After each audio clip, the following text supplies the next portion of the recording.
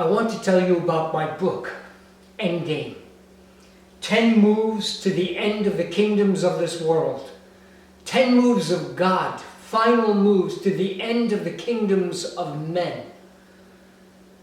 This book is not like other end times book.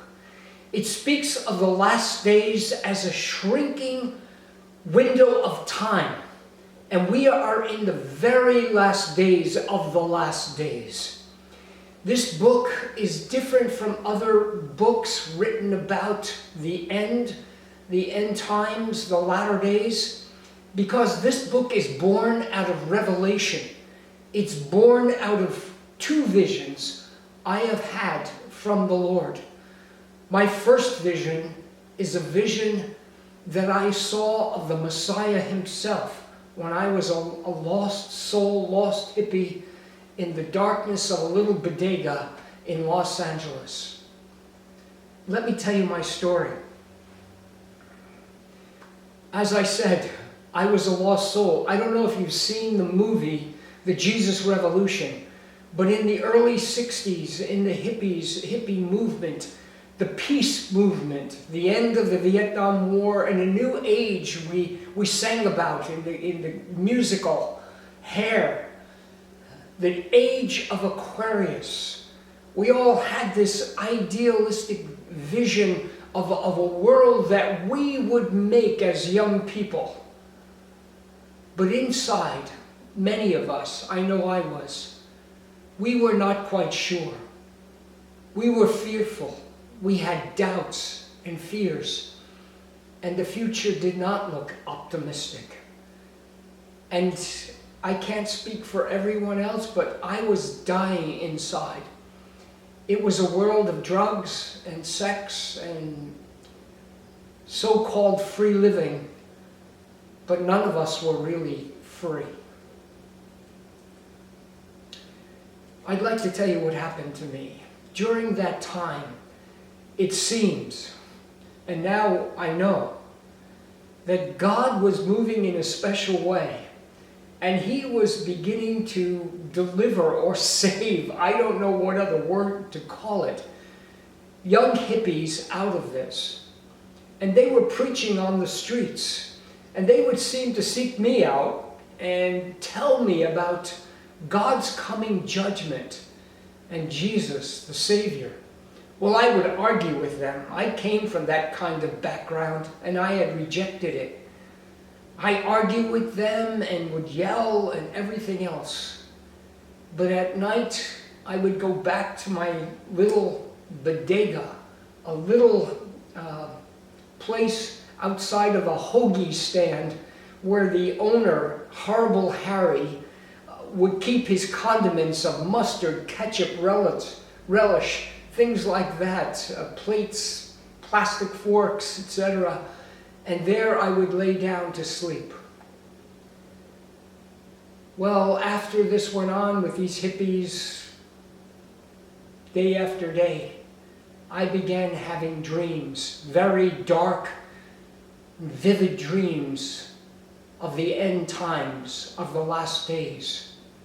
And in my dreams, I saw Los Angeles and San Francisco completely engulfed in flames. Buildings crumbling, deteriorating, turning to ash, and people, men, women, children crying out, "Oh God, save us, save us." And I saw myself in the dream crying out with them, "God, save me, save me."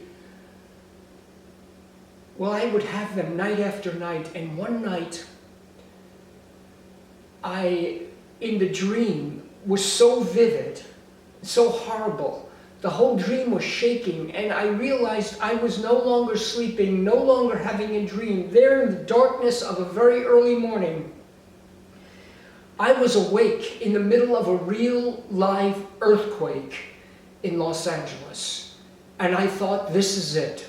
This is the day. It's come, the day of judgment. He has come to judge the living and the dead. And I am doomed. That's the way I felt.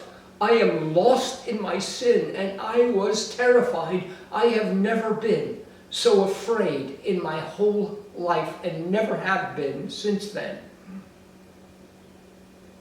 Well, in my fear and crying out as I did in my dream, God saved me. I saw a light. Small at first and getting larger and brighter, and out of the light a figure.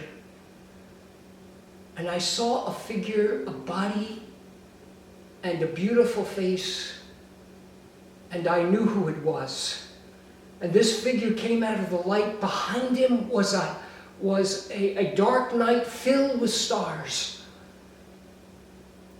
And what I remember most was the face and the eyes were very dark, but very warm.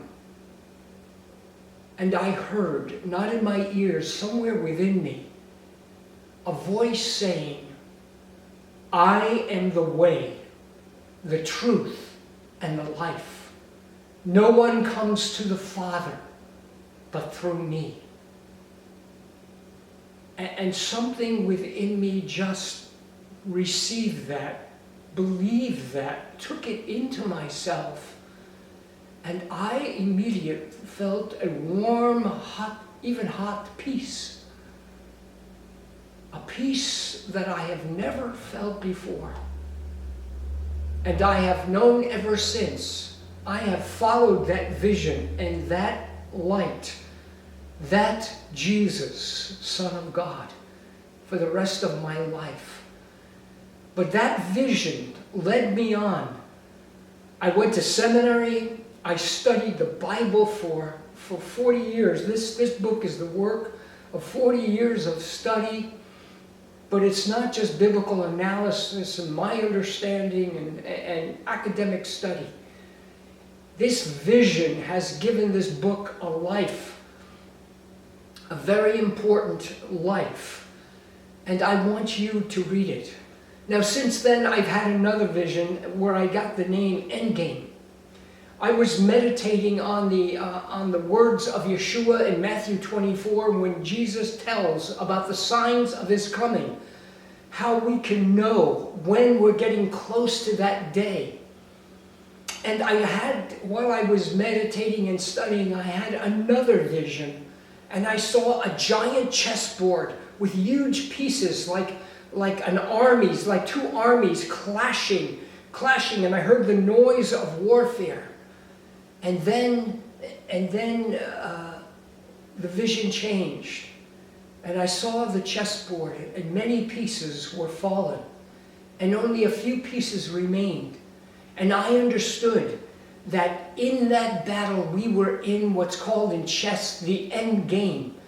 Only a few moves were left to the checkmate, to the end. And it is from that vision, those two visions, that I wrote this book. There are only a few moves left of God until that day when his Son, the King that is coming, the King of Kings, the only king that will remain on the chessboard of life in this world. Only a short time until he comes and a few moves left. I urge you to get this book. I'm just not selling a book. I want people to read this. Now, none of the proceeds of this book come to me or to anyone else or anything else like that. All of the proceeds go to bringing the light of salvation, the words of saving words of Jesus, Yeshua, to the 1040 window.